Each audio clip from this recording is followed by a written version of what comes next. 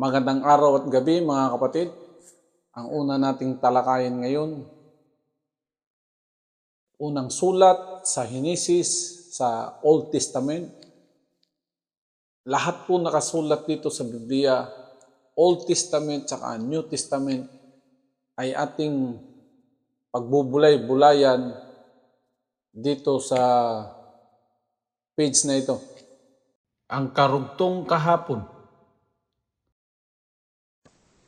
Ang kasamaan ng tao. Ika-6 na kabanata. Hindi nagtagal, dumami ang mga tao sa mundo, at marami ang kabataan nilang babae. Nakita ng mga anak ng Diyos na ang mga babae ay magaganda, kaya pumili sila ng magiging asawa nila sa sinumang maibigan nila. Ngayon, sinabi ng Panginoon, hindi ko papayagang mabuhay ang tao ng matagal, dahil sila'y tao lamang. Kaya mula ngayon, ang tao ay mabubuhay ng hindi hihigit sa 120 taon.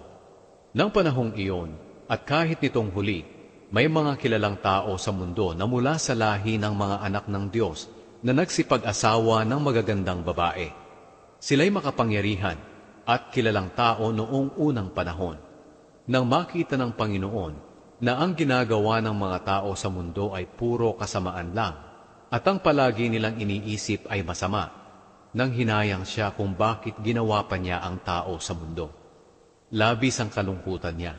Kaya sinabi niya, lilipulin ko ang lahat ng taong nilikha ko sa buong lupain, at lilipulin ko rin ang lahat ng hayop sa lupa, pati ang mga hayop na lumilipad, dahil nanghihinayang ako sa paglikha sa kanila. Pero may isang tao na nakapagbigay lugod sa Panginoon. Siya ay si Noe. Si Noe. Ito ang salaysay tungkol sa pamilya ni Noe. Si Noe ay makadiyos. Siya lang ang namumuhay na matuwid sa kapanahunan niya, at malapit ang kanyang relasyon sa Diyos. May 3 siyang anak na lalaki na sina Shem, Ham at Japheth. Napakasama na ng mga tao sa paningin ng Diyos, at ang kanilang kasamaan ay laganap na sa mundo. Nakita ng Diyos na lubhang masama ang mga tao sa mundo, dahil ang ginagawa nila ay puro kasamaan.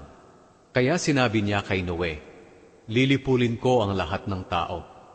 Dahil sa kanila lumaganap ang kasamaan sa mundo, lilipulin ko sila kasama ng mundo. Kaya ikaw, Noe, gumawa ka ng barko mula sa matibay na kahoy, at gawan mo ito ng mga kwarto. Pagkatapos pahiran mo ng alkitran ang loob at labas ng barko. Gawin mo ito na may sukat na 450 talampakan ang haba, 75 talampakan ang luwang, at 45 talampakan ang taas. Lagyan mo ng bubong ang barko, at lagyan mo ng agwat na 1/2 metro ang dingding at ang bubong.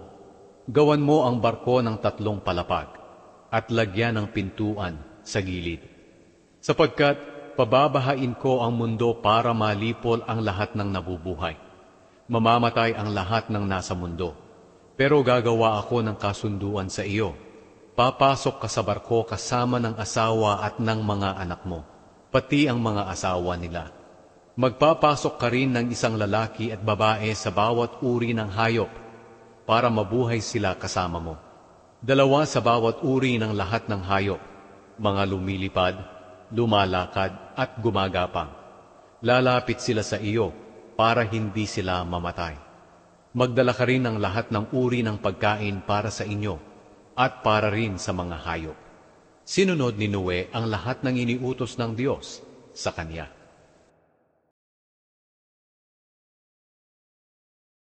Salamat sa Diyos sa magandang balita sa araw na ito. Hinihikayat ko kayong lahat manood at makinig sa kasaysayan at sa katotohanan sa nakasulat sa banal na aklat.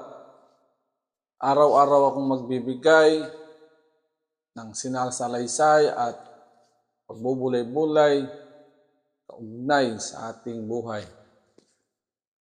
Pagkaloob ng Diyos, bukas, sa ganitong oras, sa susunod na kabanata. Hanggang sa muli. Bye-bye.